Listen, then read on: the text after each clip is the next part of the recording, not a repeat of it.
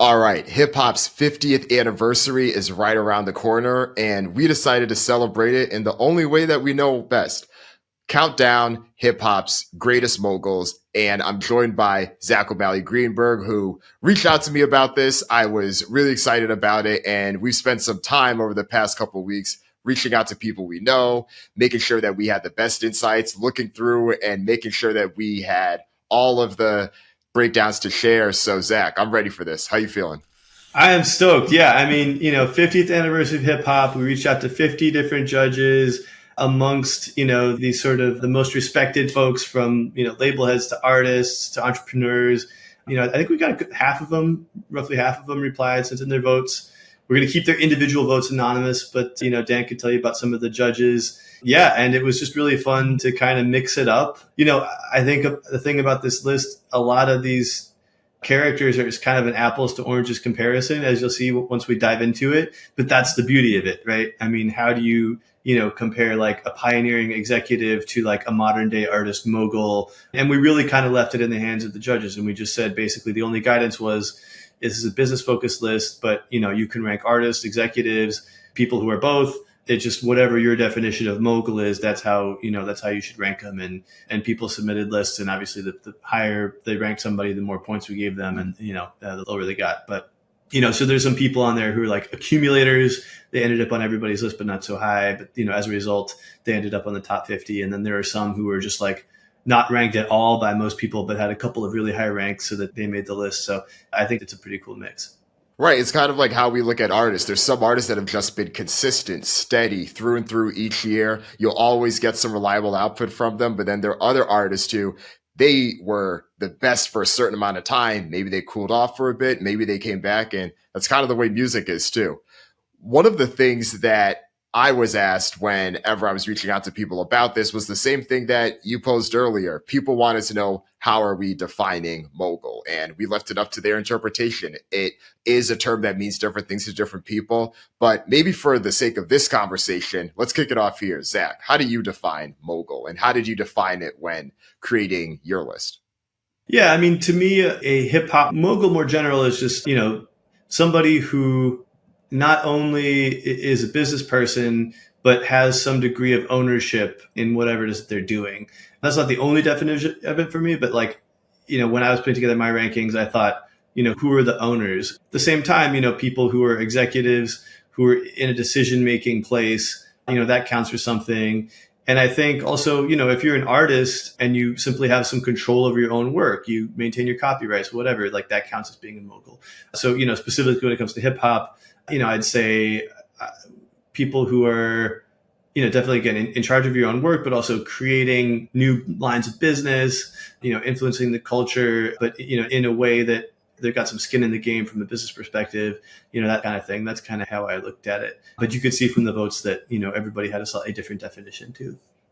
Yeah, there was definitely a lot of correlation with the artists who tend to be the ones that are the wealthiest. They end up at the highest rankings in on some of those lists too, but it wasn't exactly correlated because there's a difference. And these are some of the things I kept in mind too with the mogul definition, thinking specifically about influence and impact. Were you having, or did you create opportunities for others around you? Were you able to be a bit of a kingmaker or queen maker in your respective right? Was there a impact in terms of other generations that either looked and modeled how they're doing what they're doing and looking at you as some form of inspiration with that? So there's the indirect impact and influence, but also the indirect piece of it too. So there's the money piece as well, but then what do you do with that money? And then that's how I had went about it. And similarly, everyone had their own unique spin to it.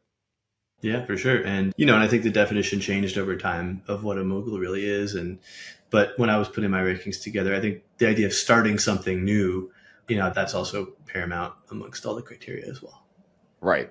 So, of course, Zack and I had our list, but we reached out to a number of people and several other label heads, executives, and people that are in the game. So thank you all to your contributions. We couldn't have done this without you. And if anything, it helped add a variety beyond just you and I getting and putting our list out there. It added a more full scope and like anything, oh, this is how you look at it. Interesting. And being able to pull unique insights there.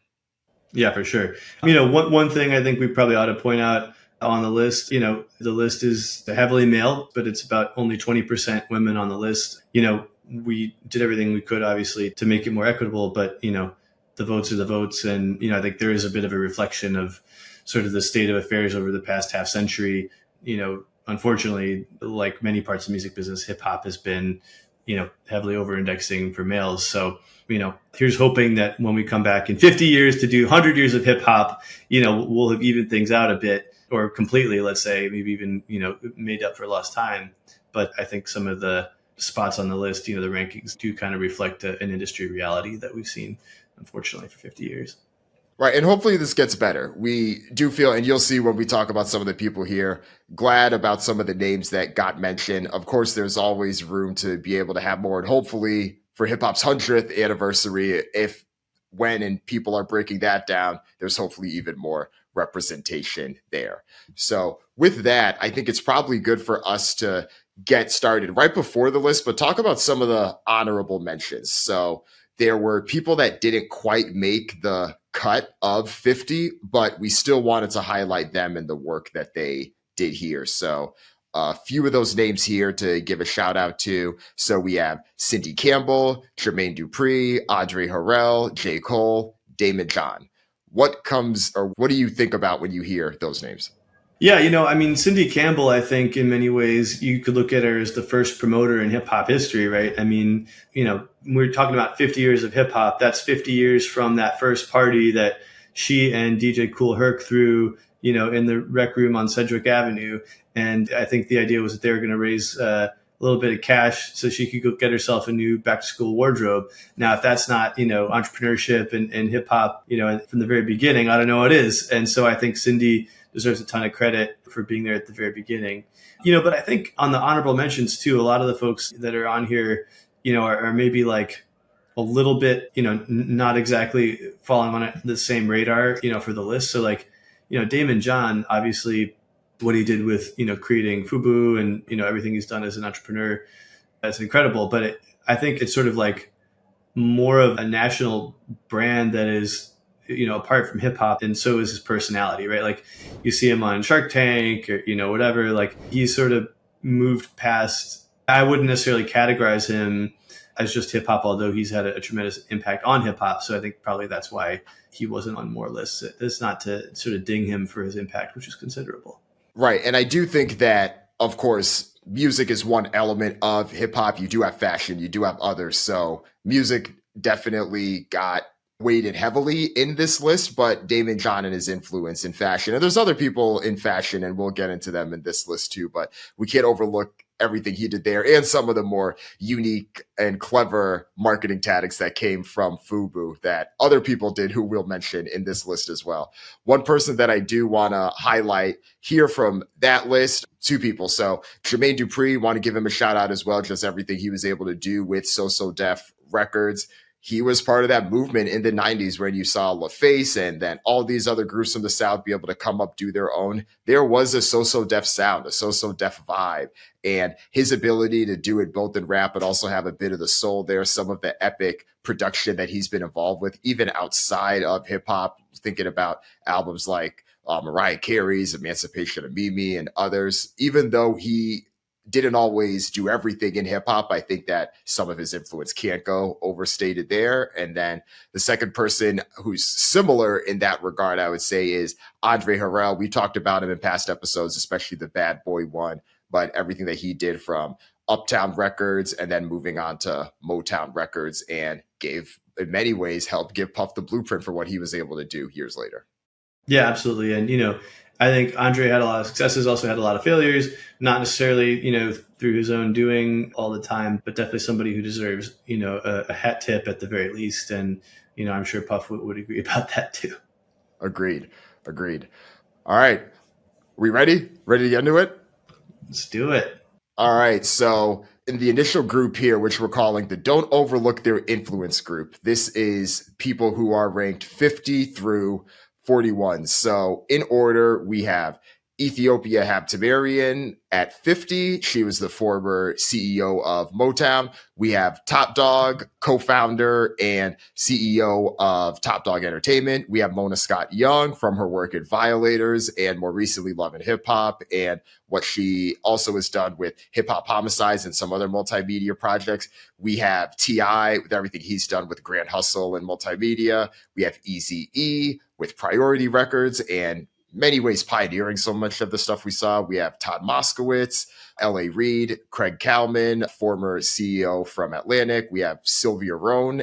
And then tied for 40, we have Desiree Perez and Steve Stout. What are your thoughts on that group list? Don't overlook man, I don't know.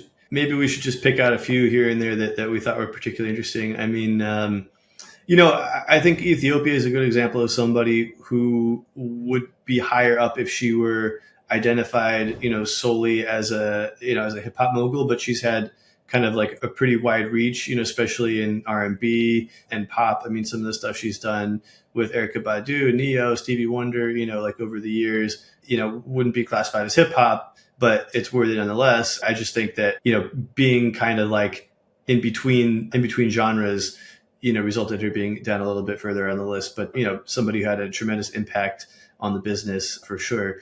I would highlight T.I. here, the self-proclaimed king of the South. But, in terms of, I remember the years when, we were putting together the Forbes list and, kind of looking at, kind of regionally who was most important. I mean, yeah, he was sort of like the Jay-Z of the South. And he was really, especially when he was having that moment, getting a lot of songs on, national radio and kind of being in the public eye. I mean, he had a tremendous business focus. He was always interested in sort of like, what's the next thing that I can create? And, that kind of entrepreneurial energy, I think especially within the context of the South, like taking the blueprint from guys like Jay-Z, I think he certainly deserves mention. I kind of thought he'd end up higher here, but I guess he's been not as, especially on the music front lately.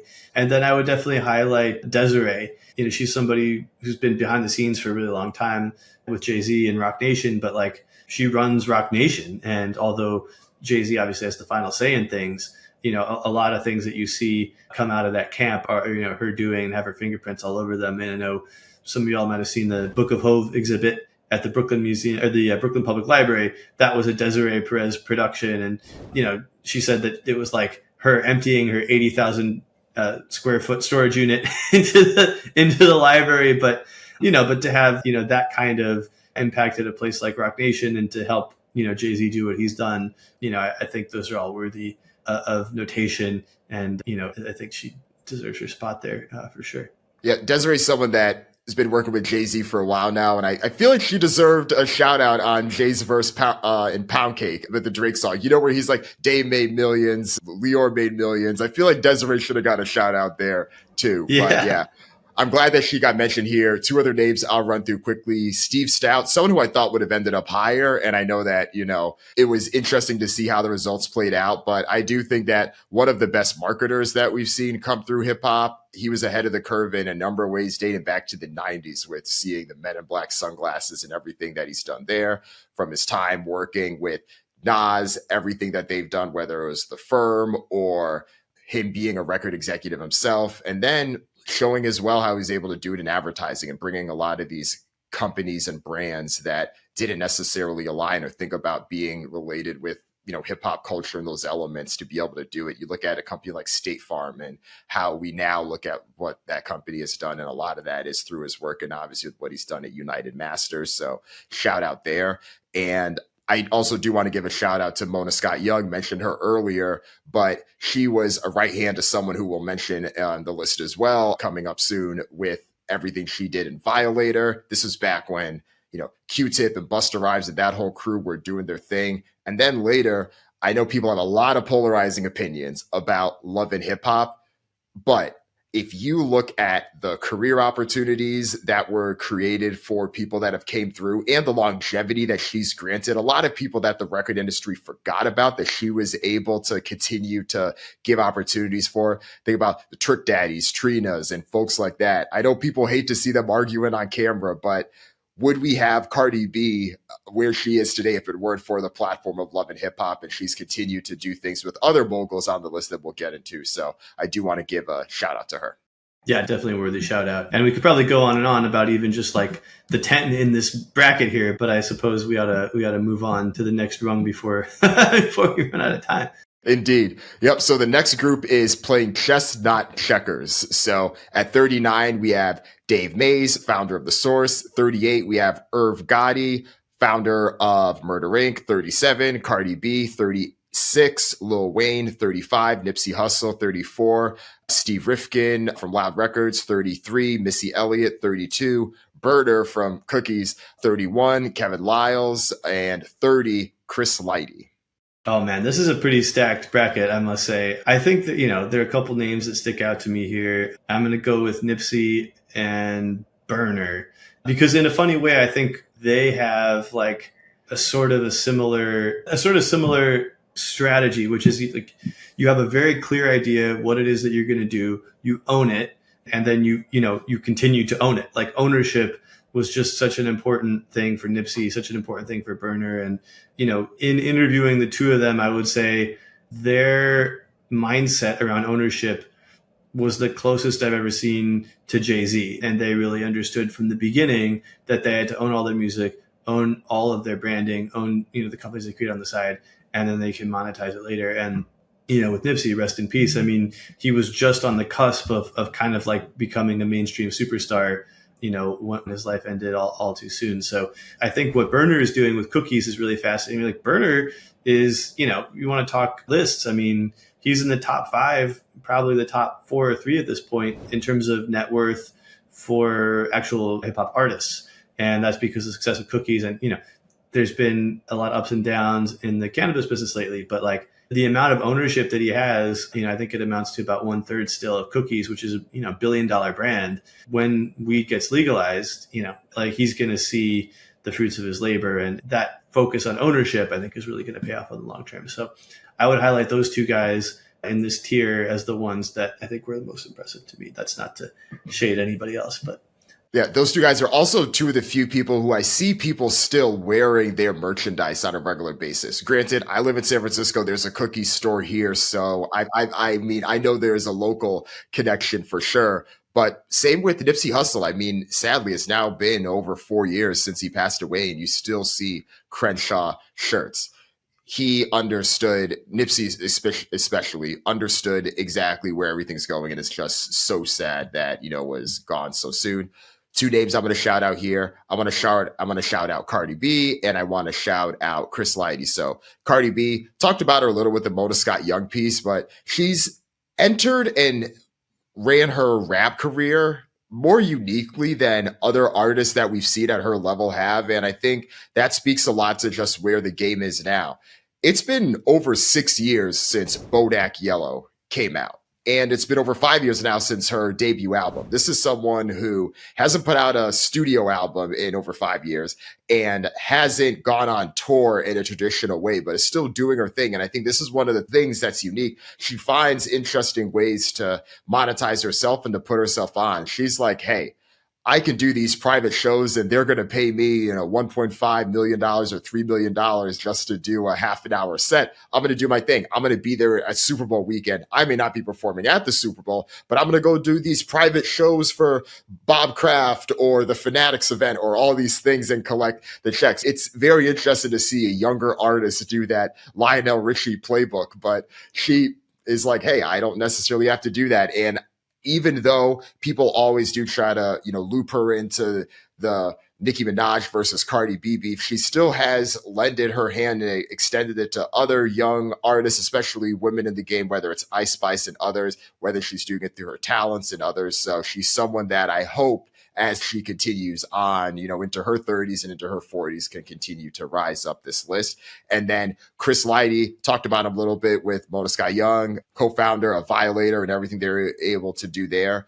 Sad that he was taken away so soon. But if you have not heard this yet, and if you haven't listened to the podcast, I highly recommend the Mogul podcast series that was done several years ago on it. It was done by Reggie Osei, who is Combat Jack, who has since passed away as well. But I highly recommend that if you want a full breakdown on everything Chris Lighty did. Violator and after that was truly one of the early ones looking at product partnerships and a lot of the things that we see now that are common in hip hop. And, you know, if we didn't have Chris Lighty, I don't think we would have had 50 Cent. I mean, at least not to the extent that we have him. You know, I mean, I remember writing my first story about 50 and like for Forbes, maybe 2008, and sitting down with Chris and just kind of like hearing him lay out the plan. And again, it's the emphasis on ownership, right? You know, Chris Lighty, I think, was the one who really pushed 50 to take the equity in Vitamin Water and its parent company rather than just do an endorsement.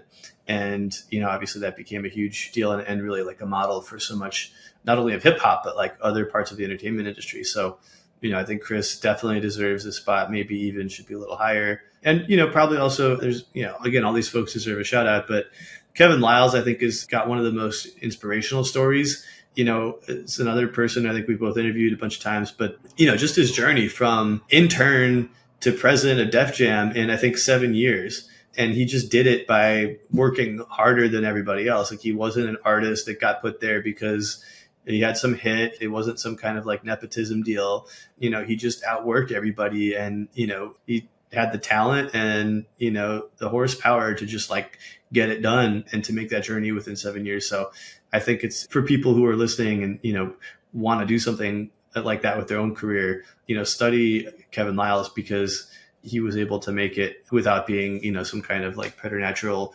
singing talent or something like that. He just did it on smarts and work ethic. And one of the few people that co-founded a record label and sold it a decade later for hundreds of millions of dollars, which is what he did. 300 as well, right? So, of course, not 300 now under Warner, but everything he did with Lior and Todd there is impressive. There's not that many Black founders in general in tech, any sector, that have built and exited companies for several hundred million dollars the way that he was able to be a part of that. So hats off to him. Yeah, and I think it takes a special kind of guts to be able to, you know, I mean, he was a well-paid executive with a cushy music job, you know, to leave that world, start your own thing. I mean, I know they had, you know, big backers and everything, but like to take a risk once you've already experienced that level of success and to go out and start something, you know, as opposed to starting something from scratch when you have nothing anyway. I mean, it takes a lot of gumption to do that. So, you know, again, yes, a pretty cool second act for Kevin Liles. Indeed. The next group here, our impact runs deep. It is Nicki Minaj at 29, Will Smith at 28, Swiss Beats 27, LL Cool J 26, Coach K and P 25, Julie Greenwald 24, E40 23, Pharrell 22, and Rick Ross 21. Whew. Yeah, I think that's a pretty strong deck there. And I think also, you know, here you find some people who you could argue should be higher or lower based on, you know, how much of their career was done in the hip hop music world, right? Like Queen Latifah, LL Cool J, Will Smith. Obviously, those are huge crossover acts. But I think they all got a lot of points from some of the voters because, you know, that is in one way the measure of a mogul. Like, you're diversifying your portfolio, and whether that's by owning different things or, you know, by getting into different types of performance, you know, on the silver screen, I think that's a viable path too. But just from like a purely musical entrepreneurial perspective, I would highlight Swiss Beats and Pharrell, who I think, you know, the two of them are more influential than anybody in terms of like, I'd say Swizz in terms of art and Pharrell in terms of fashion. And, you know, some of the things they've done around those two areas. And, you know, Pharrell certainly now with LVMH, but also before with Ice Cream and Billionaire Boys Club, you know, he was very active in starting his own things on the fashion side and, you know, kind of inspiring artists to do that. You know, would we have had a Yeezy if we hadn't had Pharrell, you know, doing what he was doing and, you know, and even doing what he did with Adidas? You know, I don't know about that. And Swiss Beats certainly, you know, not only from the art side of things, but, you know, his really impressive art collection. I did a story on him a few years ago, and, you know, he's got like Jeff Koons sculptures and Basquiat's and Warhols in his, you know, like in his foyer. I mean, it's pretty impressive stuff. But the way that he moves behind the scenes as sort of like a corporate brand whisperer at places, you know, like Bacardi, Lotus, you know, the list goes on. You know, I think he's sort of like more quietly influential than some folks realize. And, you know, certainly has been earning on par with, you know, with all the, you know, most of the names, if not higher than most of the names we've mentioned so far. And, you know, what he's done, both of them, what they've done on the production side, also hard to top. So that must count for something as well. I kind of went more than one shout out there, didn't I? So Yeah, no, that was good. That was good. I'm glad you mentioned the two of them though, because if you didn't, I probably would have called the other one out. The thing about Swiss as well, everything that he's done with verses specifically also embodies this idea and definition of a mogul, because he was able to be a kingmaker in the sense of creating opportunities for others. He did that through the equity that he was able to give all of those early participants in verses in Triller itself. And then additionally, with the careers that were able to have a boost because of everything that happened with the matchups from versus specifically. You look at someone like Ashanti, who is now doing tours and popping up every now and then. She wasn't doing that before her verses, and her battle versus Keisha Cole was one of the, not if not the most watched one that we've had. You look at Jadakiss and everything that he's been able to do since his epic showdown against with Locks versus Dipset with that versus. You look at Jeezy versus Gucci Mane. I know that versus definitely had its peak popularity during the pandemic, but that kind of stuff that he was able to do with Timbaland, I think also speaks so much to everything that he's been able to do there. And another person I want to mention too that was in this group as well that I think is similar is LL Cool J, because I think similar to the way that Swiss Beats is, LL Cool J has also been someone that's been involved with multimedia, with everything from the jump. He was the first artist to truly break through from Def Jam and did it as a teenager. So of course he gets, plenty of shout out for that. But he's also always been trying to find ways to look out for that next generation of artists. And he's been doing some of that more recently with Rock the Bells. And that's its own company and entity now, where they have a festival coming up as well to celebrate things that are happening with hip hop's anniversary. So it's been cool to see him do things as well. And I'll give a very brief shout out here to Coach K and P, because they, similar to how I mentioned Kevin Liles, were able to build and grow a company and then sell it for, I forget the exact sale price for Quality Control, but they were able to do that thanks in part to a lot of the work that Ethiopia had done, helping to give Quality Control the platform that it did. And especially in an era where I think it's harder for a record label to have a true brand, they were able to help give it a boost. That's true. And on that note of labels, I think Julie Greenwald deserves a mention. She and Craig Kalman, who's mentioned in an earlier grouping, run Atlantic together. And there's a lot of music that we wouldn't have seen if it had been for the two of them, running the show over there. So shout out to Julie. I mean, the only one actually we haven't discussed here with E40 and Rick Ross.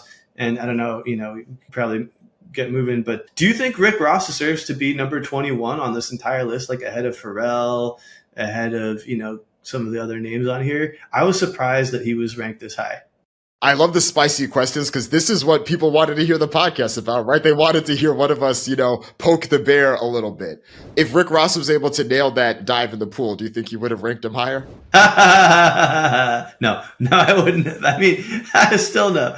I mean, I get it. He's called the boss, that he must be a mogul, and some of the things he's done in terms of, Bel Air and Maybach Music and all that. Sure. But when you put him up against some of the other ones, did he really do something new, or was he more just following a blueprint that had worked for others before and, executing it to a degree of success, but again, not to the level of, let's say, Pharrell. I think maybe I'm salty that he ended up ahead of Pharrell. I think Pharrell is just way more influential and mogul-y, but I don't know. What do you think?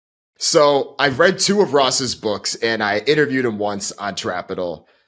I think that, to your point, he did follow the blueprint that we saw from others. I think he is smart about the types of partnerships he does, but it does feel like a Diddy light type of playbook that he's been able to do and build. And I do think a lot of it makes sense. He may not necessarily have the large media entities the way that he does, although I do think he's overdue for some type of comedy show or some type of reality show, just following him around, because I think he's hilarious. And anytime that he gets that, it could just generate something unique.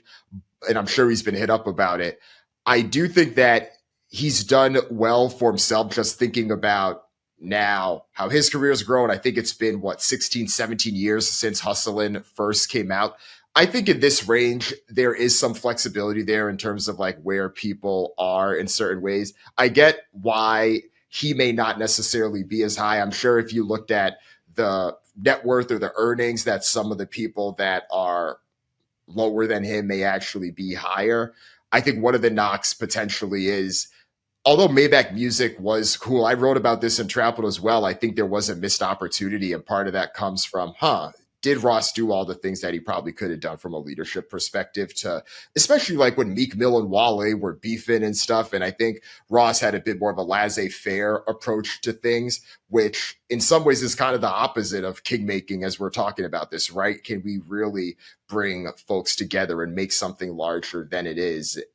I think it was a bit tough in general for people to try to do everything themselves, try to be the boss of this label, which is signed to a different label, because Rick Ross was signed to a different label than MMG was himself. And I think anytime you have that type of dynamic, it's just splitting the leadership interests. So I hear you. Yeah. So then how much of a mogul are you if your label is really, so I guess everybody's label is on somebody else's label and you distributed by something. But, it's like when there are like multiple labels kind of, intertwined with your label, it kind of calls into question, are you really the boss if you have several bosses that you're answering to? But, I think actually, though, in Rick Ross's defense, what he's done with Wingstop, I mean, that is pretty unique.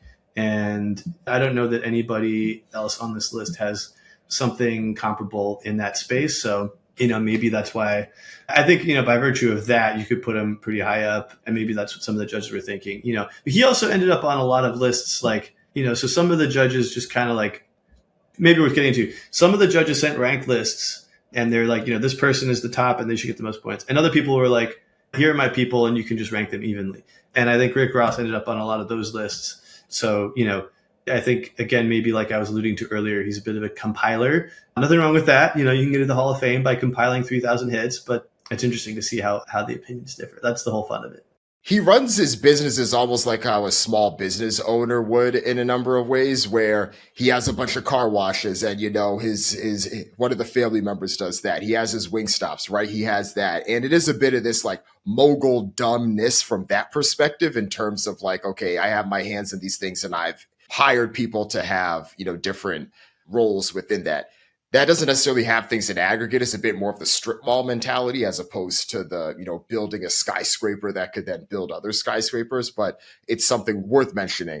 But I hope we keep that up with a few of the other rankings we have coming up as we dig into the top 20 here. So yeah, let's start with 20. So 20, Queen Latifah. I think that she and Ice Cube, who we'll get into in a minute, were one of the first that noticed, hey, I may not be able to do this rap thing forever. Where are areas that I could expand this multimedia empire and everything I'm building? She was able to do this with Living Single, the show that was Friends before Friends was. And even the way that she was able to show young Black people that were having, highly sought after roles, but they still had their interpersonal dynamics. It was cool. It was refreshing. It was aspirational, which I do think that a lot of the Black sitcoms were in the 90s. And she was able to do that, continue finding ways to put other people on as well through the work that she did. She was also willing to take risks. Like I remember when she was in Set It Off, people had a bunch of questions about, oh, you're going to play a lesbian in this heist movie. What is this going to do for your career? And she was willing to do that. And I think she is always, be willing to take risks. So, shout out to her. And I'm glad that several people mentioned her. Yeah. And I think she gets credit for, like you say, diversifying her portfolio, into the acting world. It's worth noting, she was barely ahead of Rick Ross. But, there is a big difference between 21 and 20. It's the top 20. So, again, I think, she was a bit of a compiler, but there were a couple people who ranked her in the top 10. And, I think just like in terms of the breadth of her career, the longevity, the diversity of the things that she's gotten into, even if it's not as much ownership as somebody, even like a Rick Ross, it's just like having your hands in a lot of pies. And like that really counts for something as a mogul. So I think it makes sense to see her there. Agreed. 19 is Eminem. So let's talk about it. How do we feel about Eminem at 19? I think it's a weird one, honestly. There's no doubting his lyrical prowess and where he kind of stacks up as part of like the pantheon of lyricists, like fine. But is he really a mogul? I mean, he's somebody who has been, very reclusive at times, who has, kind of gotten in his own way at other times. I mean, I could see ranking him up here though, just by virtue of ownership of the music and sort of like the quality and quantity of his catalog. What he did with D12. He did have Shady Records and all that. So again, there it's kind of a layer cake of a label situation, like some of the folks you mentioned earlier, Rick Ross. But that was at least important to him to set up. As his continued ownership of of his work, and certainly when it comes to like raw commercial prowess, Eminem is one of the best selling hip hop artists of all time, if not the best, depending on how you look at it. And just, simply by virtue of the amount of revenue he generated, throughout the late 90s and early aughts at the peak of the sort of CD age there, that deserves some kind of something, even if he wasn't running around starting his own, side businesses as much as some of these other folks. Best selling artist of the 2000s by a pretty strong amount, I believe, and has the most of any genre, right? Of any genre, right? Yeah. And the most streamed song of the 2000s as well, at least on Spotify, with Lose Yourself. And I'm pretty sure Till I Collapse and maybe a couple of others aren't too far behind. As Will Page, Spotify's former chief economist, said, anytime Eminem farts or burps or releases anything on a streaming service, it provides a huge bump to everything in his back catalog. So yeah. I still laugh about that, but I do think that speaks to it there. And correct me if I'm wrong, but I think he was one of the first hip hop artists to have a Sirius XM channel himself. That's a good point. Yeah. So that's something that's unique. And obviously Sirius is still doing its thing. So shout out to him there. A bit higher than I probably would have ranked him, but that's why it's interesting to get the group results here. This one's going to be spicy. Number 18, your boy, Suge Knight. Yeah. I mean, I think this is one of the tougher ones on the entire list. This is not like a list of Miss Congeniality or Mr. Congeniality, as you'll see, some of the other names on here. Obviously, Suge is in jail. He's been involved in the death of, human beings. Like that is, not sort of like what you're after in a mogul here, but enough people, I guess felt that the business, if just, looking at it from a pure business perspective, was enough to put him up here. And, there is no arguing that Death Row at its peak was one of the most influential record labels, not just in hip hop, but of anything. I mean, any genre. When Death Row was at its hottest, I don't know any kind of moment where any other, you'd have to stack that up against peak Motown or, Atlantic or something like that. But, that was really like a peak moment. So, I think this is one of the things we run into on this list. Like if somebody exhibits a level of, sort of business ingenuity, that counts for something. And, the other things that you do in your life and your career, will detract from that. But, what you did at your peak, I think will get you pretty far on a list like this when people would kind of count, sort of like the ceiling as opposed to the average in some cases. So I don't know. What do you think? These are the two most impressive business moves that Suge Knight has done. Number 2 is shaking down Vanilla Ice to get his points for everything that he did on the album that had Ice Ice Baby there, because he was able to use that money to then start and co-found Death Row with Dr. Dre. That's number 2. Number 1 is at the 1995 Source Awards, where he publicly makes his call to attract Tupac to say, hey, I know you're in jail, but we're riding with you. Tupac wasn't signed there at the time, but he knew that this was an opportunity. Tupac likely needed somewhere to call a home, and he called his shot and he was able to make it happen. I know everyone talks about the Diddy shot about, being all in the video, Death Row, and that, of course, is infamous in its own right. But I think the number one thing that Suge Knight did is that.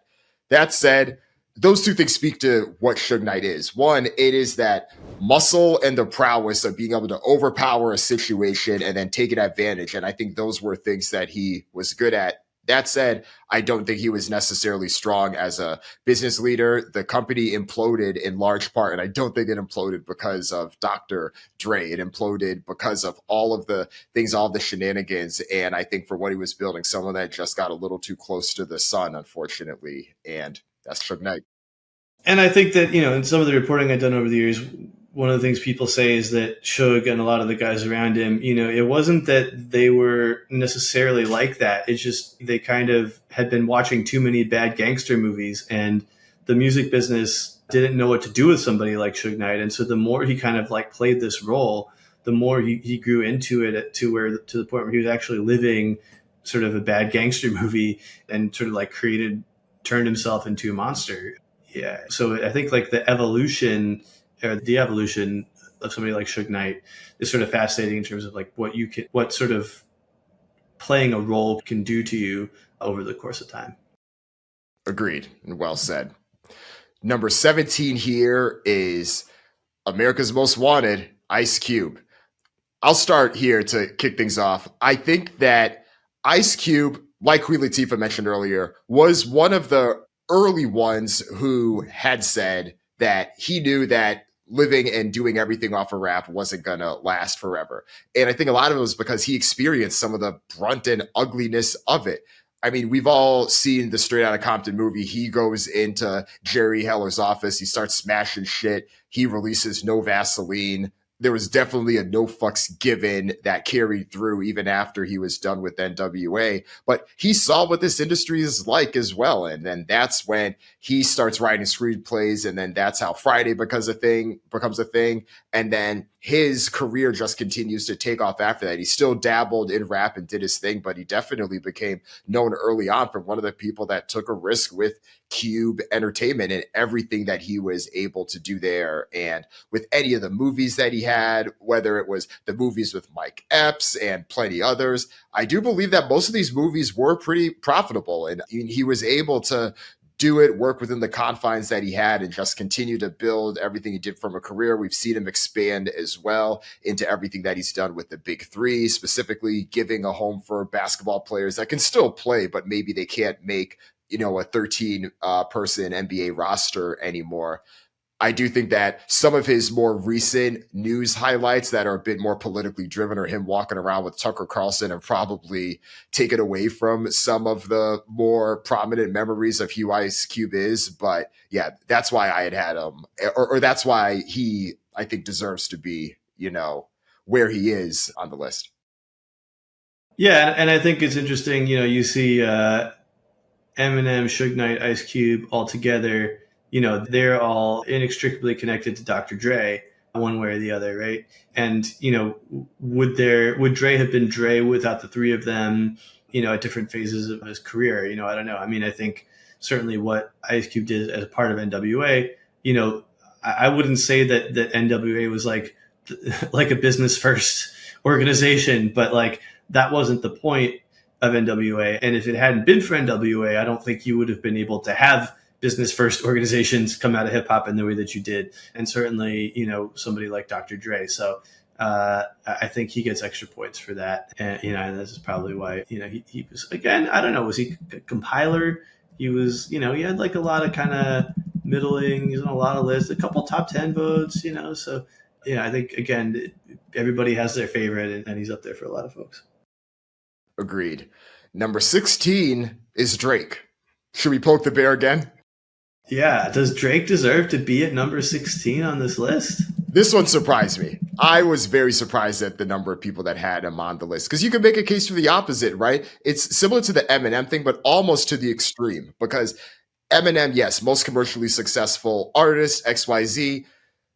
There's other artists that are less commercially successful than Eminem that did more in that mogul definition. But for Drake, it's even bigger of a delta between these two, because here you have the most streamed artist of all time, so clearly commercially successful on his own right. But people believe that OVO records or OVO sound itself actually could hurt an artist's career. And when you think about that, you think about some of the other multimedia things that he's done. I know he's been active as an investor, and I know that people like Nicki Minaj and others have said, oh, Drake's a low-key billionaire. He just doesn't want you to know it personally. Again, he may be, I'm not, sure what he may not disclose, but it isn't always just about wealth. It's like, what opportunities were you able to create for each other? I do think it's good that Drake has been able to have different people that have been working alongside that I think did get a bit of that Drake stimulus package. And I think that's something that is quite debated, but I do think that I feel like 21 Savage has definitely benefited from it. He was already commercially successful, but for him and Drake to do a joint album together was huge. I think it was in the same way that it was huge for Future, in the same way that the Migos going on tour with Drake in 2018 was huge for them, and anything else that Drake continues to do from that perspective. So I think it is, debatable, but I mean, people do definitely add some weight to the artists themselves. Yeah, and I think he should be around Eminem, and whether they're both too high is an open question. But there's no doubting the commercial viability of what he's done. He did start more side businesses than Eminem, right? With OVO, whether it's the label, the festival, the clothing line. He started a whiskey brand called Virginia Black, which I tried once. It tasted okay, but I don't think it's selling. I don't know if he's even still doing it. Yeah, he is definitely involved as a startup investor. So maybe, we'll see some exits and we start to think of him differently at that point. But yeah, again, I think it's some voters just kind of overweighted, musical prowess and pop culture influence. And if you're talking about that, I don't know anybody who's been as influential in the past 15 years. I mean, he's the most streamed artist of all time, and that's got to count for something. Right. I know his cannabis line failed, but there's a lot of people, even people that we'll get to in this list, that have also had failed or struggling cannabis businesses. And there's a lot that we could discuss there. But moving on, number 15 is Sylvia Robinson, the originator. I think she deserves to be in the top 5 personally. We both had her in there. Sylvia Robinson. Yeah. I mean, I don't know that we have hip hop. And, it's, for those who don't know the story, she was running Sugar Hill Records with her husband, Joe. Sylvia was actually a child star singer herself. And, they kind of had this like middling existence with their label. And then all of a sudden, she's at this birthday party that she didn't even want to go to in Harlem. And she sees Lovebug Starsky up on the microphone, a hip, a hop, a hippie to the hippie to the hip, hip hop. This is early 70s. She's never heard anything like it. All the kids, hands in the air like you just don't care, and the whole thing.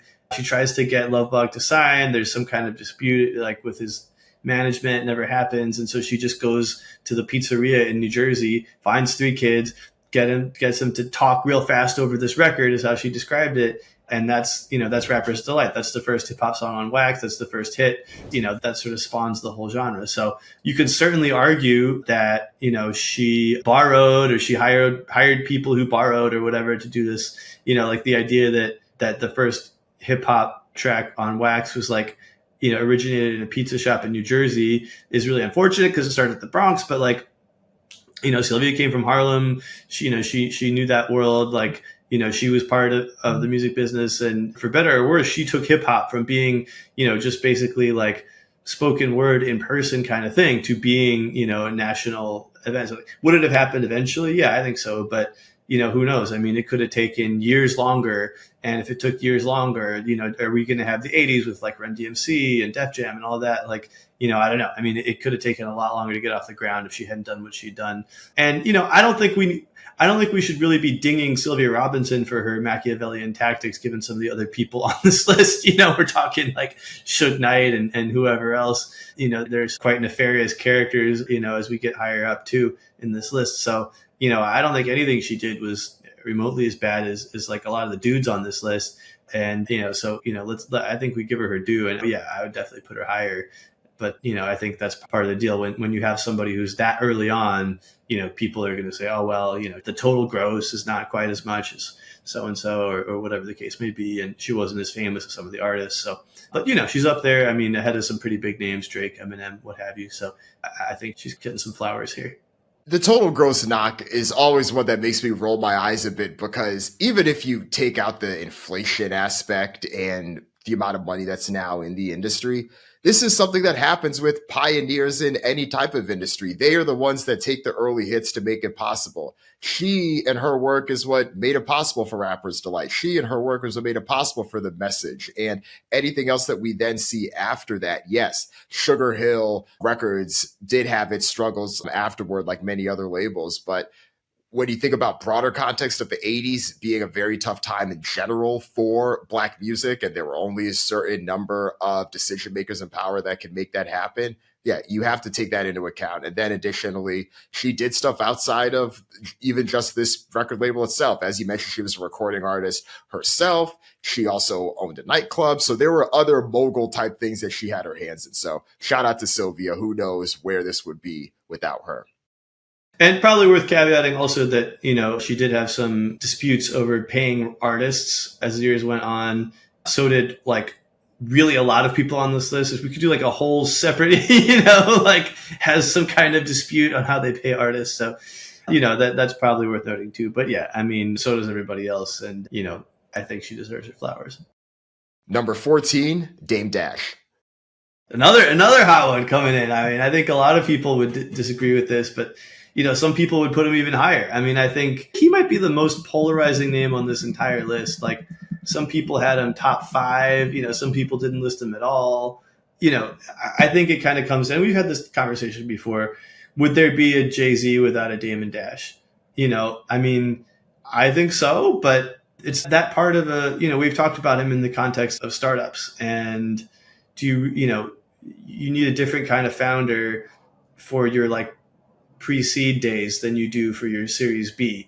If you're a mafia family, you need a wartime Don, versus a peacetime Don or whatever it's called. But I think Dame Dash is a wartime Don. He's a seed stage startup founder, and he doesn't fare as well, when it comes to the growth stage and the corporate boardrooms and stuff. But, there's no denying his brilliance. I think what he did, certainly with Rockaware, expanding the Rockefeller empire beyond music.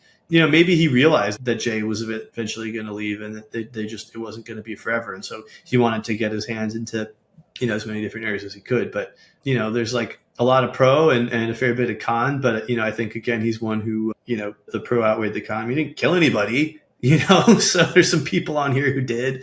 The con is only so much con, in my opinion. This conversation makes me think about that backstage documentary that Rockefeller had put out after the Hard Knock Life tour. And there's that infamous scene of Dame Dash yelling and swearing at Kevin Liles, who was at Def Jam at the time, about the jackets and where one logo was supposed to be or something other than that. And thinking about that in context now of how we talked about Kevin Liles and everything he was able to do from that run and still can continue to do, and with where Dame Dash is in his career. Dame Dash doing his thing. I think he very much lived through and practiced and preached the ownership standards that worked for him, where he has Dame Dash Studios, Dame Dash this, and he's been able to create exactly what he wanted to. We heard him on that infamous 2015 Breakfast Club interview where he's yelling at DJ Envy and Charlemagne about, oh, well, if your son wants a job, can you get him a job here at Power 105 or whatever? No, well, I can do him at where I'm at. And as comic as the delivery was, there is some aspect of moguldom that is a bit of that king-making aspect of, okay, can you create opportunities for others around you? What those opportunities look like definitely vary, and I think that is a factor. So I do highlight that as something that Dame is able to do. And Dame is also similar to a polarizing basketball player in the sense that the media may look and be like, why do you all fuck with this guy? What's going on? But if you ask the people that are actually in it, a lot of them will be like, oh, well, you got to look at Dame Dash. Dame Dash is the guy. And when I have interviewed, I'm sure you've interviewed and talked to many of young artists too, or young label executives too, a lot of them will reference Dame Dash. A lot of them will look at what he was able to do alongside Rockefeller, almost in the same way that, players will swear by Kyrie or swear by James Harden or some other type of athlete that may be polarizing in their own right. And the media is like, oh, why do you all like this guy? And it's like, oh, well, no, you don't understand. So there's something about the people, and obviously I say that being self-aware is us as people more so on the media side as opposed to being in it themselves. But there's something about these young artists and moguls as well that have always looked up and respected what Dame has built. And even though it may not resonate personally, I acknowledge that.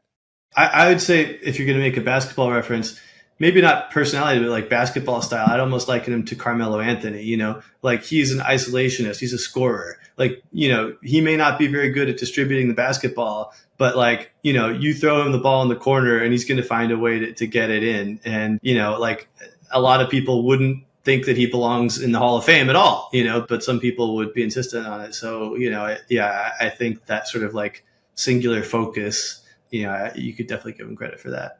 Agreed. Number 13, Leor Cohen.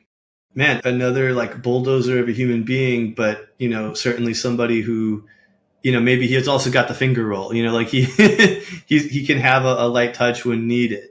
I think just like in terms of longevity, we talk about longevity with some of the names on this list. Leor was there in the very beginning of hip hop. Managing rappers. I think he was the road manager of Run DMC, taking a leadership role, running Def Jam and Warner. Starting 300, now, YouTube's head of music, like the number of careers that he's touched over the years from, whatever hip hop pioneers you want to mention. I mean, talking about LL Cool J, Run DMC, Beastie Boys, to like later on with, Jay, and then, more recently, like whose career doesn't he touch at YouTube? I think he's a hard one to argue with. I mean, I think though that I like this basketball analogy though. Like, he might be more of a Scottie Pippen because he's always been like, there's almost always somebody else who he's working with who is like higher up on this list than he is, and we can get to some of those names in a bit. But I guess now that he's at YouTube, he really is running the show.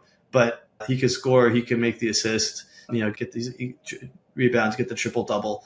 I think Leor definitely deserves a spot up here.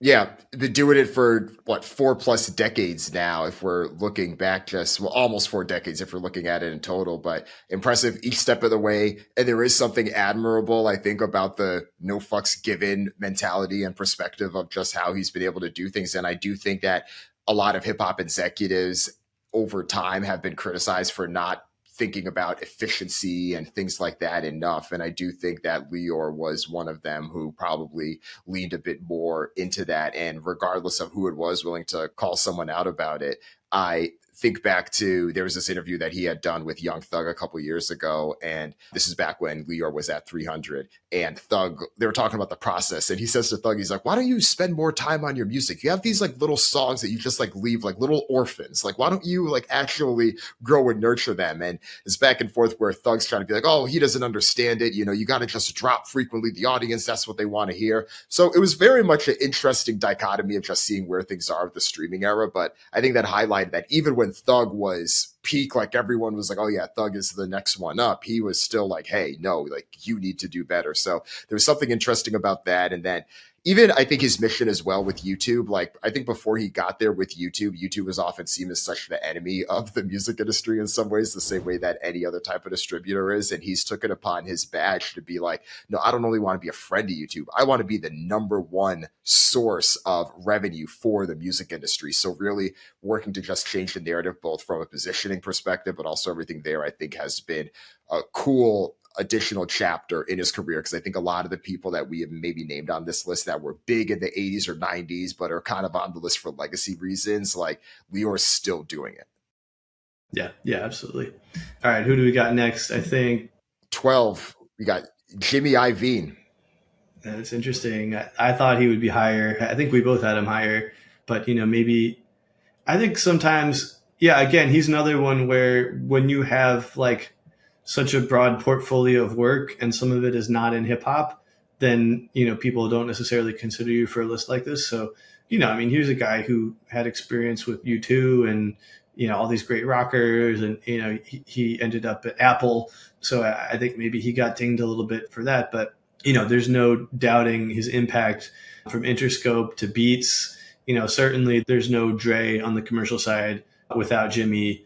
And, I think his ability to see, there's this famous story, he and Dre, walking down the beach in Malibu or wherever, and Dre's like, I've got this new deal. Somebody wants me to make sneakers. And Jimmy's like, F sneakers, let's make speakers. That was the birth of Beats, or at least that's how it was told. But you could kind of see him saying that, right? He always had that vision for not just creating a new product, but an entirely new category. And that's what they did with Beats. And I think that alone, that's like, I think the single biggest hip hop business deal, $3 billion selling to Apple. I think that should probably get him a little higher, maybe not top 5, but I think we both put him higher than 12. Yeah, agreed. Yeah, nothing else to add there. I thought he would have been on the top 10, but yeah, it's always interesting to see how these things play out. Number 11, Jay Prince. Rap-A-Lot Records, another interesting one to see where he ended up on this list. Yeah, I mean, he's sort of a sleeper pick. Like hip-hop heads would know Jay Prince, but I don't know, and certainly like most of the people we've mentioned are more well-known from a pop culture standpoint. But I guess if you look at our judges, it's very hip-hop industry specific. So, I think Jay Prince is like, he's sort of like, you talk about the rapper's rapper. He's like the hip hop mogul's hip hop mogul. And I think, and again, it's reflected in the judges. Like, some people didn't have him on his list, but he got a ton of top 10 votes, across the board. So, I think that propelled him as like, if you know his significance to the genre. And even the artists rising now, you always hear that there's some connection to Jay Prince, which gives you an idea of Drake, the tentacles that he has, right? When Drake is like, oh, I decided not to come back and push a T after what he said because Jay Prince said I shouldn't. And you're like, okay, Jay Prince really is in this. You hear about Meg Thee Stallion and just her coming up as a Houston rapper and mentioning Jay Prince the way that she does. He's stayed in it. And for someone that hasn't touched a mic, he definitely is one of the highest people on this list that hasn't touched a mic. I think he is the second highest, sort of. Well, we can. Yeah, we can get into that. Yeah. So now we're into the top 10. Number 10, SNOOP, Snoop Dogg. I think this is a great place for Snoop. I mean, he certainly, if you ask people like Snoop Dogg, artist or businessman, people would probably say artist first, but he really does have a tremendous business sense. And, in terms of like the raw total of endorsement deals done, startup investments made, like he is out there with his brand. And, I think more than just about anybody else on this list. And, not in stupid ways. Like he's very thoughtful about it, and I think this whole like Martha Stewart, bromance, whatever you want to call it, has been like hilarious and wonderful for his brand. But, you see him endorsing everything, like Skechers, and, he's in all these spots. And I think what he's doing, Casa Verde, which is his vehicle to invest in cannabis, is like very on point. He understands his brand and, he understands ownership, but he also understands how to make money. And he's doing a little bit of both. So I think above all with Snoop, what is the most impressive is how he's transitioned from, who he was at the beginning of his career to who he is now. I mean, this is a guy who was, on trial for murder. Like this is quite a ways to go from there to being palling around with Martha Stewart. I think she ultimately was the one who did the time, but like, just to have like that kind of 180 for your personal brand speaks to his brilliance in marketing. And I think, he might be more emblematic than anybody in hip hop of how hip hop was able to transition from where it was in the 90s and the East Coast, West Coast thing to today and tying up with corporate America. And, it's a pretty remarkable feat. So, yeah, I think he definitely deserves a spot in the top 10. The man literally went from being the reason why Time Warner wanted nothing to do with its Interscope investment and being on the cover of Newsweek in this like borderline mugshot photo of being like, oh, this is what's wrong with hip hop, to now being the emblematic brand whisperer. And yeah, on the covers with someone who actually did serve jail time, Martha Stewart. Incredible. Yeah, incredible. Number 9, this one's interesting. So number 9 is Nas. He made it to the top 10, and I'm glad that Nas is on this list. Of course, legendary MC, very influential with everything he's done from an investing perspective and what he's been able to do as well with other types of partnerships, helping to revive the mass appeal brand as well. I don't know if I've necessarily seen as much of the king-making or as much of the, oh, I was able to put X and Y other person on in that same type of way. But I do respect that a lot of people had him on here and they likely do, see him as inspiration in that way. But yeah, what are your thoughts? I think with Nas, it all comes down to the startup investing. And, of anybody on this list, I think he is the most influential when it comes to hip hop in Silicon Valley. And the relationship that he had with Ben Horowitz, or has, basically they connected over a shared love of barbecue and hip hop. I think Steve Statt put them together. It turned him from somebody who would never be considered for a list like this as recently as, probably 10, 15 years ago, probably even 10 years ago, we wouldn't have had him on this list, to being top 10. And, Nas was always the guy who, he was the rapper's rapper, he cared about the music, not the money. And, but I think, thanks to Anthony Sala, who he worked with, continues to work with, sort of a startup whisperer for him, he was able to accumulate stakes in some of, most influential startups out there. I mean, I think he was in early in Lyft, Coinbase, a whole bunch others. So, Nas, to me, like, you could probably argue at this point, Jay-Z may have a bigger portfolio. Jay-Z may have overtaken everybody as sort of like the primary Silicon Valley force amongst hip hop's royalty. But, Nas was the one who really kind of showed the way, and the amount that he's done in a relatively short period of time, I think, it's super impressive. And, when you talk about who did something different on this list, he did. That's something very different. So props to Nas for that. Agreed. Number 8 here, this is another interesting one to talk about, is Kanye West.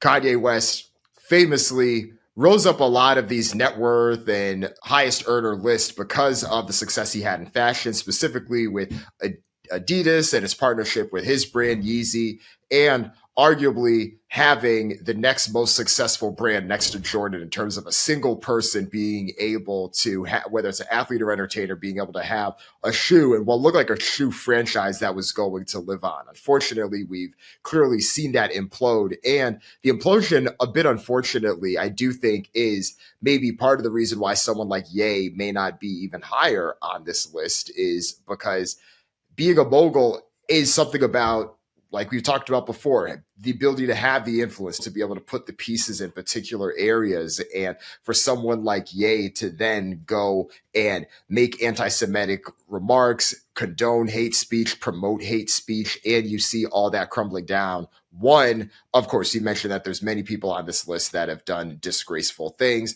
but of course we're calling that out here. But two, you just see how much that impacted and really destroyed so much of what has been able to build. That shows some weakness in the quote unquote mogul foundation aspect of things. And I know that he was able to create opportunities for others through good music. I think most famously, we look at Pusha T and everything Pusha T was able to do in his career after the My Beautiful Dark Twisted Fantasy album and then becoming president of good music. I think he was able to do that. Some of the early cosigns with Travis Scott and others, I think, worked to Yeezy's advantage as well. I think we've still yet to see that infamous Donda org chart with all of the various things that Yeezy wants to build come to life. If he is able to build that at some point, then would happily rank him higher on a list like this. But that's where I'm at with Ye on the mogul list. Yeah. And I think like with, a lot of other names on this list, it's sort of like, what was your ceiling? And you get a lot of points for that, but then you get points taken off for, for sort of bad things you did, or maybe not bad things you did from a personal level, because a lot of people are still high up anyway. But at least from a business perspective, I mean, he was at one point the wealthiest hip hop artist in history. I think also the wealthiest musician of any genre, maybe the wealthiest entertainer, depending on how you count that. But he also destroyed, like overnight, the largest fortune in hip hop history, at least to that point, with what he was doing. And, you can talk about mental illness, and that's, a very real situation for him, unfortunately. But like at the end of the day, there's no condoning the kind of stuff that he was saying and promoting, and, really having an effect. And you could see in some of the statistics out there, hate crimes, especially against Jews, have been up, over the past year or so. And there's a lot of other factors going into that, but like, you can't be contributing to that kind of a thing. So yeah, I think, if that hadn't happened, I think he would have made it into the top 5 for sure. And it's worth noting that, he got probably like a half dozen top 5 votes anyway. A lot of people left him off. I don't know. I was bouncing all over where I would put him, but I think you have to kind of consider not just what he created, but what he tore down. And so, yeah, he should be on this list. He created probably, with maybe the exception of Beats, the most valuable brand to come out of hip hop, and Yeezy. but then he also tore it down. So, that's what this list is about. You get to have these debates. Agreed. Number 7, someone I'm excited to talk about, 50 Cent. 50, I mean, where do you even start? I think there's a few things. One, of course, you could talk about the rap career and how he was able to use shock value to his advantage with songs like How to Rob, and how that continued to be a through line with his career, starting all the beef with the Murder Inc. camp and everyone else there. But I think that same mentality worked to his advantage as a businessman too. We have both talked and broken down the deal that he did with Vitamin Water, and for hip hop, that was one of the first of its kind that we saw. That was really dope to see. He continued to do plenty of other business ventures, be involved with things, but I think what's kept him in the mix, especially the past decade or so, is what he's been able to do on the multimedia side. He has been single-handedly, in many ways, carrying one of the legacy streaming platforms out there with Stars. I was listening to a podcast that talked about how Power and all of the various Power books and chapters are responsible for 25% of the demand on that platform.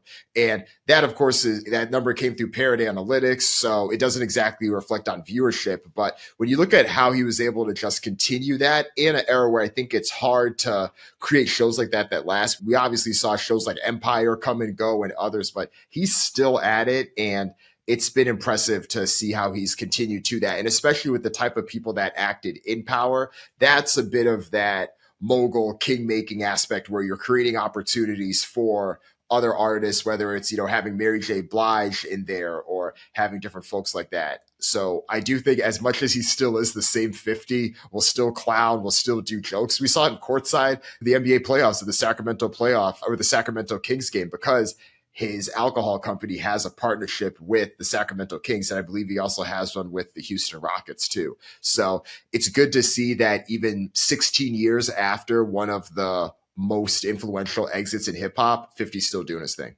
Yeah, for sure. And I think it also goes back to ownership, like so many of these cases, right?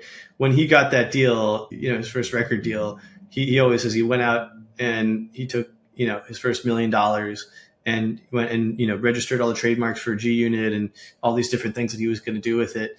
And, he built a brand that was bigger than just 50 Cent, right? He built a lot of brands that were bigger than just 50 Cent. And I think what he did with Vitamin Water, I know we talked about it in the context of Chris Lighty, that set the blueprint, not just for hip hop, but, for the entertainment business on the whole. I remember I was doing a cover story on Ashton Kutcher for Forbes, 5-10 years ago about his startup sort of investing career. And he's Ashton Kutcher is probably like the most successful entertainer investing in startups in terms of like successes and breadth and depth and all that. And I asked him why he started, and he said, I saw 50 Cent's deal. I saw the Vitamin Water thing come through, and I had just done like a Kodak film thing and for cash, and I was like, man, what am I doing? I got to get in on these startups. So 50 really inspired Ashton Kutcher to go do the startup thing, which then I think led to the whole entertainment industry getting involved in the startup thing, and, came back around to Nas and eventually Jay. So I think that, what he did all the way back in, whether it was like 2006, 2007, that kind of set the mark for others to follow. And it was, new and interesting. And Nas did it differently, right? Nas was more about being an actual VC, and 50 Cent saw one deal that he thought was pretty cool, and he was into the equity side of it. But yeah, I think that's, that is definitely a trailblazing maneuver. And even if he doesn't do anything else ever again, I think, he's a rightful claim to the spot.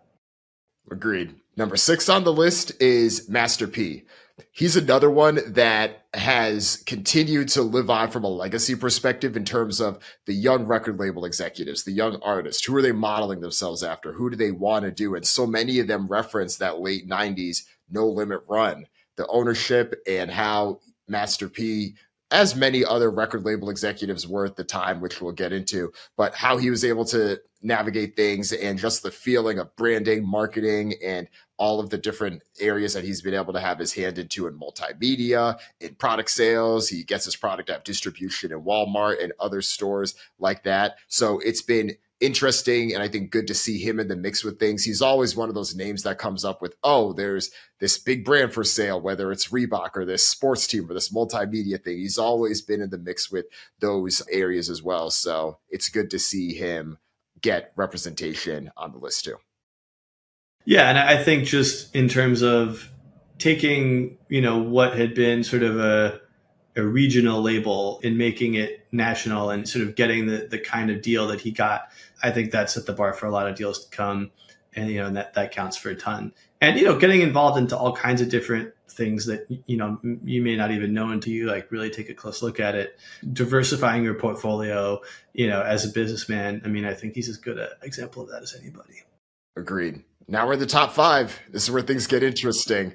This first one, got a big exhale before this one. Co-founder of Def Jam himself, Russell Simmons. Where do we start?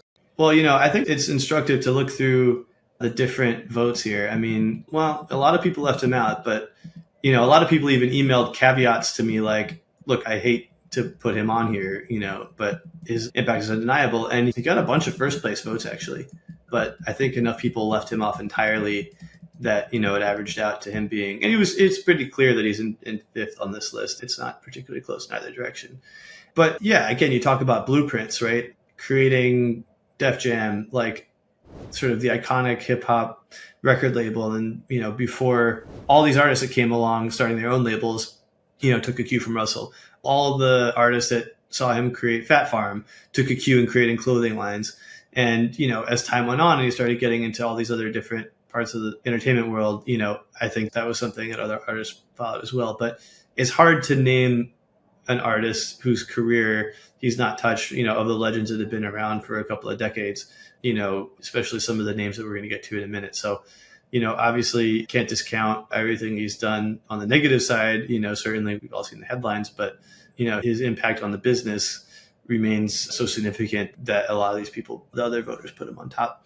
And, it's hard to argue his business influence. You can't tell the story of hip hop without including him.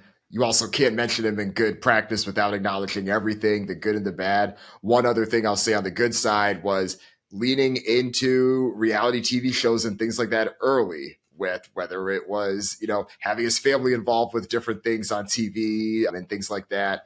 I think we were able to see him continue to put himself on with there, right? It's like, of course, obviously, as anyone knows, his brothers in Run DMC, you get to see the whole family. And then you obviously have even, what's her name? Like Angela Simmons now, is been able to build her own career as a businesswoman herself, in large part thanks to the platform that Russell Simmons was able to build there. So yeah, I'm glad that he was on the list, but I'm also glad we're able to have a full conversation about it. Number 4, the top 4 this is where we get into the famous Mount Rushmore. Everyone always asks the question. Number 4 is a combination, but it's for good reason. It's Birdman and Slim, the co-founders and leaders of Cash Money Records.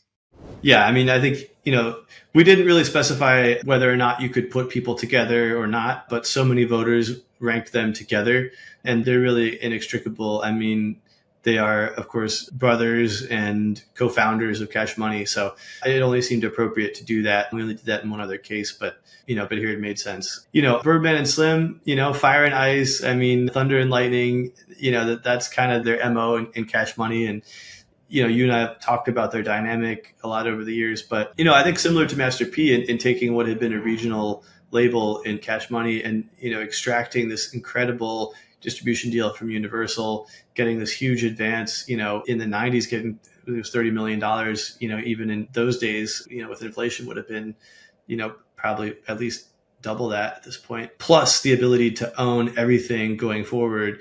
And then just their continued ability to stay, we talk about ownership throughout this list.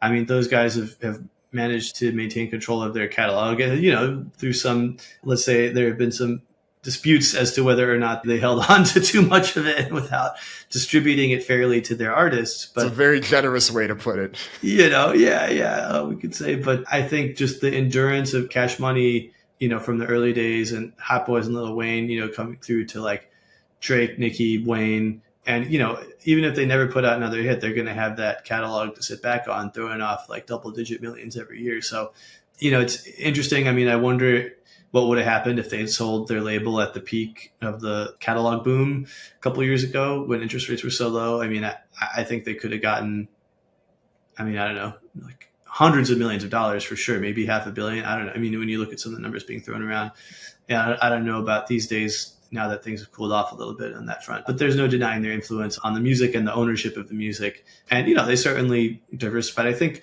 didn't Birdman own like gas stations or oil rigs or something for a hot minute there? But, I think it comes down to like, what's a mogul, like a music mogul, a hip hop mogul, for them to have launched and continue to own one of the most successful labels of all time, and to have given so many other people on this list a platform to start what they did, and then they were pretty clearly ahead of Russell, which is interesting to me. And I think that's probably an effect of some people leaving Russell off, but there's no denying what Birdman and Slim did for the genre. And so there they are, although some artists might not be so happy and, understandably. Yeah, I think part of the reason why they may be ahead of Russell in that way is because there's that ownership piece that goes back to it, right? I think we talked about it when we talked about whether it was Def Jam or one of the other pods that we did, where the fact that Def Jam isn't necessarily owned by its co-founders in the same way, but Cash Money is, I think made a big of a difference there.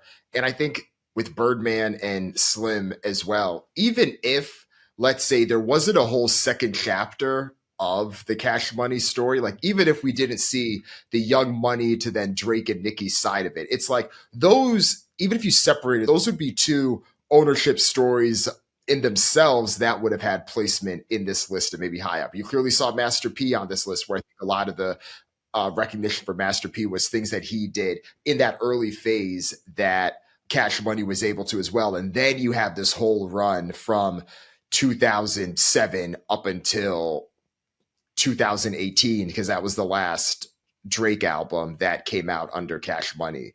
So two Hall of Fame careers in themselves. It's almost similar to how Tom Brady, it's like, even if you look at everything that he did, the first third of his career, then like the second third and like the third, like they're all Hall of Fame careers in their own right. Yeah. I mean, and it's interesting too, when you look at sort of the totals of the votes. I mean, some of them, there may be a couple places in between artists, but there's only, a few votes here or there separating them. But the voters like really made it clear, like there's a obvious top 10. And even within that, the top 6 are pretty clear. And then we're about to get into another really clear, the tippy top tier, the top 3. So, the voters made their voices known in a unified sort of way. Agreed. So yeah, let's get into it. The top 3 was pretty clear. People are probably know the names. They're probably just wondering what order. So number 3 is Puff Diddy. Can't argue with that, although he might argue with it. I think, between number 2 and 3, it was actually extremely close in the vote totals. And, Puff is an interesting case. Like, he's on almost every list, but fascinating to me, nobody put him number 1. Like, a lot of people put him number 2, like 4 or 5 people put him number 2. Nobody put him number 1. But, we've talked about Puff so many times on this list and on the podcast. It shouldn't be a surprise to listeners that he's up there. But, to run through the accomplishments, I mean, to start off, as an intern at Uptown, get fired and, start from scratch basically in your early 20s, and to build Bad Boy, and then off of Bad Boy, Sean John and Ciroc and all the other side brands he's built. I mean, he's a billionaire. I think one of only 2 current billionaires on this list, although there was a near billionaire and a previous billionaire. But the longevity, just like the sort of like not single-handedly, but really like in some cases, it seemed like he was pulling hip hop up with him into the mainstream throughout the late 90s, and in a time when, the sort of after the Bad Boy Death Row feud, we talked about Snoop Dogg and how he was able to get where he did. I mean, it's just as compelling, I think, a story, what Puffy did at being so intimately involved in that and so quickly becoming, in the late 90s, arguably the biggest star in the world. And then becoming this incredible, first executive, not so much of an artist, but really a businessman first and foremost over the past, couple decades. It just speaks to him. I like to say with Puff, it's sort of like he is Richard Branson if Richard Branson just like happened to rap a little bit. He's a businessman through and through who happens to have some, artistic ability. And you could argue, I would say more on the production side than on the lyrical side, but like there's no denying his status as a mogul. If you look him up, he's got to be on the Mount Rushmore of any hip hop mogul list. He has a track record. He has the businesses, the whole thing from the beginning, selling a lifestyle. He learned that as an intern, did it with music, did it in fashion, did it in spirits, and he's continued to find ways. And like anyone, has had businesses that have succeeded, businesses that haven't, but that guy's never going to give up. And it's really cool to see people like him and others on this list. Most of the people that made it this far on the list are at least 50 years old or higher. And I don't think that's a coincidence. There's something to be said for the longevity, but I also expect these people, if they're still alive, to still be making moves in their 70s, the same way that you see, granted, hip hop itself is only 50 years old, so you just don't see as much of the longevity there yet. But the same way that we still see Charlie Munger and Warren Buffett in their 90s still being active players. If these hip hop moguls live as long as they do, hopefully we'll be able to see that too. And I think he's one of them that, whatever the circumstances are, will always have some hand in the mix. And that's something that's always admirable about Puff. Number 2, Dr. Dre. I mean, where do you start? You could start with the co-founding of Death Row. He clearly learned a lot of the good things that came from Death Row, because he was able to then start Aftermath and then create the platform to find Eminem, to then find 50 Cent, 2 of the most commercially successful artists that we've ever seen in hip hop. And then all that's before Beats by Dre, as we've discussed on separate conversations, and even in this one, the most successful hip hop, or the largest hip hop business deal that we've seen, and everything that he's just continued to do throughout. I feel it was so special. This is a mogul related, but it was so special just to see the Super Bowl performance, that it sounds like he had a big hand in just making sure everything was able to work the way that it did. And he got help in many ways with someone that we're going to get into at the top of the list, but it was really cool to just see everything. And in many ways, it felt like a culmination of everything Dre has built in his career. Yeah, and I think with Dre, it's always quality, not quantity, right? Whether it's bringing up artists, you know that he's not going to co-sign too many of them, but when he does, it's going to be Kendrick or 50 or Eminem. You know, he's not going to create too many products, but when he does, it's going to be beats, right? And, you know, he's not going to perform that much, but when he does, it'll be like the halftime show, it'll be the Tupac hologram situation. You know, he is like the mad scientist sort of ethos going on that he sometimes alludes to. You know, he just goes and works and works and works and works and works and gets it perfect, and then puts it out in the world. And it might take decades. I mean, how many albums? 3 studio albums, really? Like 3 solo albums in his entire career. So like, that's Dre. And I think it's interesting, you know, Diddy is more trial and error. I think he's out there, like, he's willing to let the world see him fail, you know, and see him succeed. And I think Diddy certainly has more successes than Dre, but he has more failures, or at least publicly. And, you know, just the idea, I mean, I guess it kind of comes down to Beats versus Ciroc. I mean, Beats being, I think, more influential at the end of the day in creating a category, you know, than just a product. I think Ciroc, it wasn't a category. He did something different with spirits. He kind of like turned vodka into champagne. It's not even really vodka, which is a whole other story, but whatever it is, he turned it into champagne, and like, this could be the art of celebration and all of that. And, you know, it'll be interesting to see what Diddy does now, you know, given the state of affairs with Ciroc. But anyway, I mean, back to Dre, you know, again, just like the breadth, the longevity from where he was to where he is, you know. And I think also looking at Nas, right? Nas did most of what he did in the past 10 years. Dre, you know, from the beginning of Beats about 15 years ago to where he is today. If you take that out, like, yeah, like you said, he's probably still on here, but probably down around Swiss Beats or Pharrell or something like that. Just to be able to have vaulted from there to number 2 in 15 years. And, you know, the impact that Beats has even to this day, I think. Yeah, you know, so it's very close. Diddy and Dre, I mean, I don't know. How did you rank? I think I had Diddy at number 2 and Dre at 3. But that's, you know, I don't know. I was really agonizing over that one. Yeah, I had Diddy at 2. I had Dre at 6. So yeah, it was pretty close there. But yeah, agree with everything you said. And with that, we got to get into the number 1, the businessman, not the businessman. And you wrote a book about him. Actually, 2 if you count 3 Kings. Number 1, no surprise, Jay-Z. Yeah, that's right. Jay-Z was the clear winner here. You know, no surprises. He got the most first place votes out of anybody. He got 1, 2, 3, 4, 5, 6, 7, 8, 9, 10, 11. You know, like almost half of the people here put him number 1. And then there's like a ton of 2 and 3 votes. So, you know, yeah, I mean, you could certainly argue that Puff and Dre, you know, their biggest successes were bigger than Jay-Z's biggest success.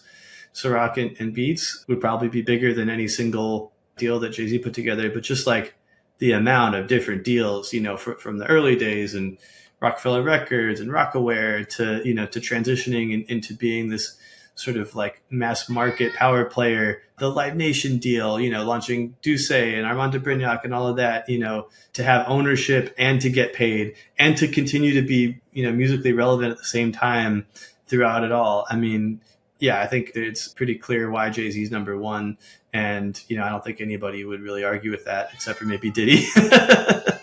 Yeah, he does the most. I think that you've seen him succeed with ownership. You've seen him succeed with partnerships at the highest levels. We've seen him navigate difficult business relationships. We've seen him make mistakes as well with things that he maybe oversaw, but was able to still think through and come out somewhat ahead, speaking specifically about Tidal and some of the things there. Even in the failures, you could still see the through line about why he thought this was the best way to go about things. I think that not a surprise, and I think he definitely deserves to be at the top of the list for sure, 100%. And, as far as looking at everybody's career and who you can kind of learn the most from, everybody on here you can learn something from, and you can learn from their successes. But I think it's also worth looking at what didn't work and how did they respond. And Jay-Z likes to say a loss ain't a loss, it's a lesson. And he's out there taking chances and it doesn't always work. And I think earlier in his career, he only wanted to show you the parts that did work. And now he's kind of willing to, show you the whole package. But, it certainly helps when you're married to the biggest star in the world, arguably. But I think both of them have been very smart about that relationship and how they leverage it to get into things like they have this big Tiffany's campaign.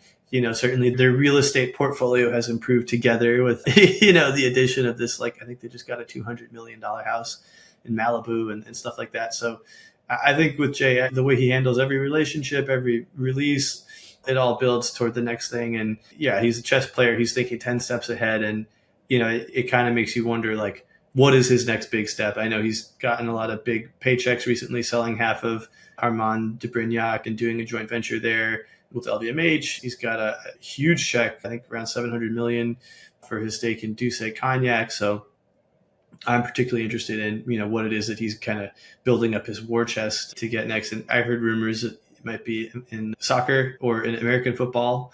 So we'll see. I mean, it could be any one of those things, but, don't be surprised when we check in 50 years if he's Jeff Bezos territory, maybe sooner.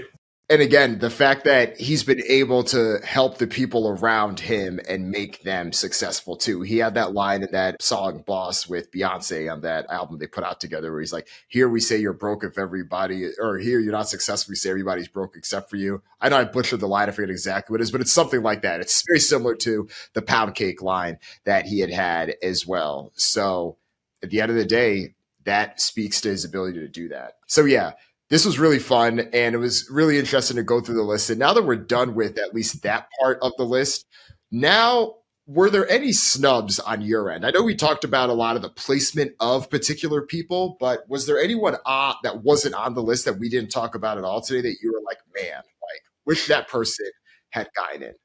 Yeah, I thought it was kind of surprising that DJ Khaled wasn't on here. I voted for him. I ranked him fairly highly. I don't see why he would be off, but somebody like T.I. or even Rick Ross would be on, having his hand in a lot of different things. I think also on a social media perspective, he's been really front of the pack. So yeah, I would put Khaled up there. I think RZA belongs up here too. Some of the things he's done, just like being the mastermind of the Wu-Tang Clan period is, kind of a mogul move to kind of come up with that idea and, unite all these guys from Staten Island under the banner of Kung Fu and hip hop. It's like, what? They talk about something new and different, and his hand in, the Secret album, Once Upon a Time in Shaolin, and, all the things that led to, and, hip hop as art and collectibles and just kind of debates in the industry. So I think RZA deserves a look, but those would be the two that kind of stick out to me as, I think probably deserve a spot on here, but not quite enough people shared my views here. Yeah, I think that's a good one. I think to discuss someone that hasn't necessarily came in, I'll talk about two people there, more recent people in the game, but I do think that a lot of people have been inspired by what they've done. One is Ghazi and what he's been able to do at Empire, specifically from a record label perspective.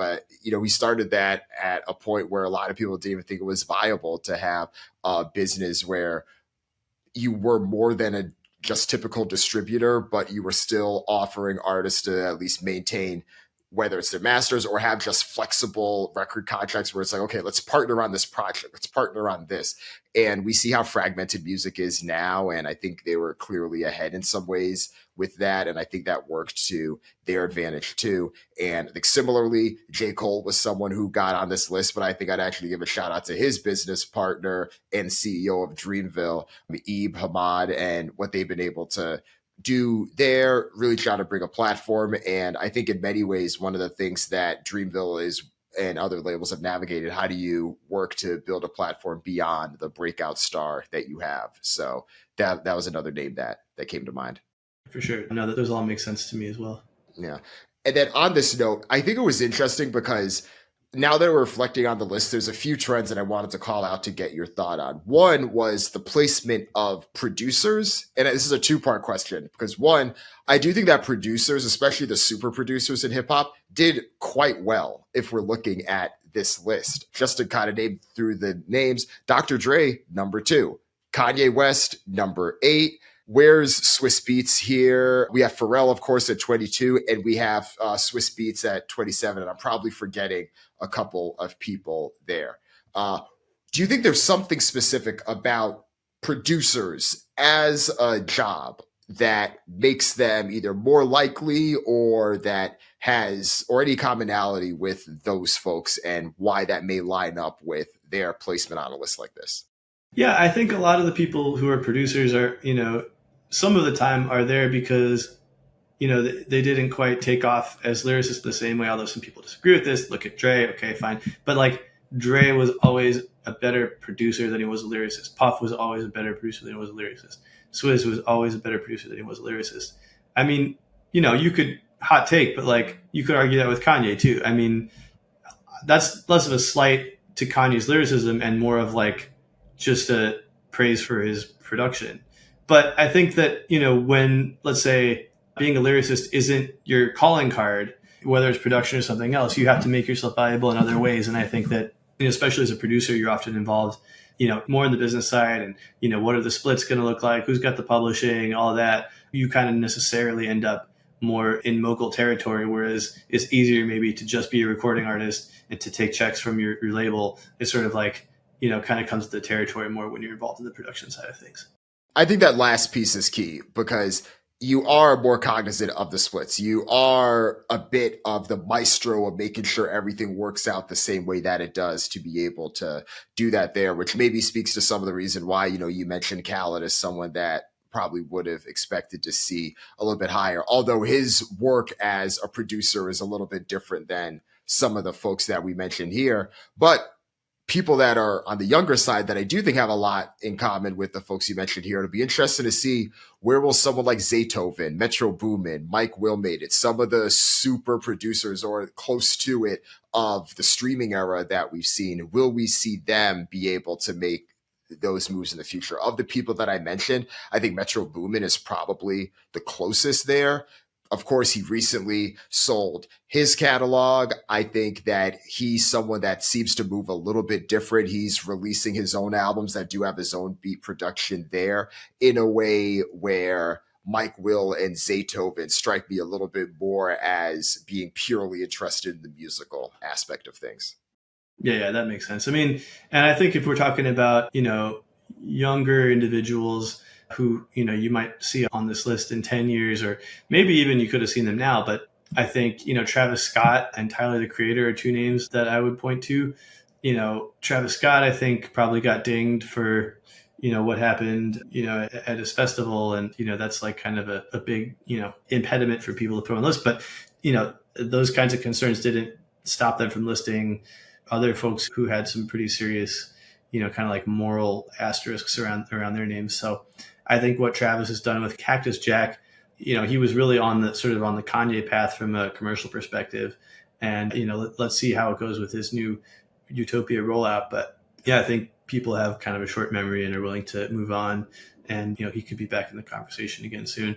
And I think Tyler, the Creator too. I mean, I think he's another one, whether it's music festivals or clothing, he's definitely got a hand in a bunch of really interesting different businesses. And, maybe part of it, maybe he ends up more like in the Pharrell kind of position where it's not necessarily quite as mainstream, but it's widely respected and lucrative and popular. So I could see the two of them moving up here in years to come.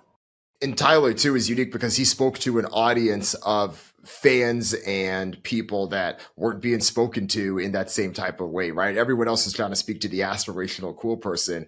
Tyler said himself, he was reaching the outcasts. He was reaching the people that would go on late night runs to Taco Bell and stuff like that. And that wasn't an audience that hip hop, mainstream hip hop was reaching. So I think that speaks a lot to his success there. So, final question here, which I think is a good one, and you posted right before we started recording. This mogul list is very representative in a lot of ways of who the greatest artists are that happen to be successful in business, and the question was up to interpretation in many ways. But if you were picking a team or a few people, whether it's people we've mentioned or people we haven't mentioned, to run your mogul empire, who would make your list? Let's say if there's 3 to 4 names that come to mind of who would make your list, who would it be? Yeah, I think the boring answer is Jay-Z, and that's probably, most people's answer because that's why, he got so many first place votes. But, looking through the top 20, I mean, there are a lot of people who I would not want running my mogul empire. But, if I had to pick 3, let's say out of the top 20, or maybe even the whole list, I think I'd probably go like Jay, Lior, and Sylvia Robinson, because they all just get shit done one way or the other. They're all individually brilliant, creative, Machiavellian, like they all kind of like pushed the line on a lot of things, but they didn't cross it fully, in my opinion, at least compared to some of the other people on the list, at least in a like something is illegal kind of way, or I guess anywhere you look, there's always these debates, but I think that all 3 exhibit a certain level of, in different degrees. Like, you need something done, they're going to get it done. You're not worried that they're going to let their ego get in the way. They could be the star, or it could be the Jordan or the Pippen, and they have the talent to get it done, no matter what it is that you need done. So I'd probably go with those 3 as my top. What about you? I feel like we have a similar minded list. So I would have Sylvia Robinson as the board chair. I want someone that can control those stakeholders, make sure that we're good, and also just keep a good eye and keep the company in check as well. I would want Jay to be president of the company because I think as president, it's good to have someone that be a bit of the public salesperson, can get the right amount of support for buy-in, can be included in particular sales pitches. For an actual CEO, I'll take Lior. Again, I think the shrewdness, the no fucks given in a lot of ways, but still having a calling card to be able to get people aligned with is important. And I'll take Steve Stout as my CMO. And I'll have Jay Prince as a special advisor to help address any of the issues or anything like that. That's the dream team. I like that. I like that one. Yeah. All right. Well, Zach, anything else that we should mention before we close things out on the hip hop's 50 greatest mogul list? Yeah, I think it's interesting to reflect in the context of hip hop's 50th anniversary. And, when you look at sort of some of the pioneers who started it all, really, there aren't any other than Sylvia who were there at the very beginning. And even then, you could argue, she came kind of 5 years late. So, I hope that over the rest of the year, some of these folks do start to get their flowers in the mainstream in a way that they haven't before, whether it's Herc or Flash or, some of the other people, Kaz, who are sort of around, Grand Wizard Theodore, some people like that who haven't gotten maybe quite their due. So, I would look for that through the rest of the year. And that's kind of a hope of mine. And, none of them really got to be, let's say, they didn't get to partake in the spoils in the way that some of the people who came in later did. So that would be my one final thought as we head into this rest of the summer of celebration of the 50th anniversary. Yeah, I'm excited. I think it was great to be able to use as an opportunity to reflect, to be able to highlight and think more broadly about it. There's been so many different types of 50 this, 50 that list, and I'm sure we'll see more of them as well. I think that this one is a bit unique because of all the factors that we brought into it and how varied the list was and how we brought more people into this process as opposed to just having, of course, there's a form of this that was just you and I talking it out and making sure that where we thought things made sense, but it was really good to be able to include some of the pioneers and some of the leaders themselves in this. So with that, salute to hip hop and everything that is created. And obviously you and I being able to have work in this industry as well. So shout out. It's a privilege and honor to be able to contribute and offer something like this. Yeah, privilege and honor indeed. So yeah, it's a lot of fun and good to be able to look back a little bit. Agreed. Thanks, man. Appreciate it. All right, Dan, have a good one. You too.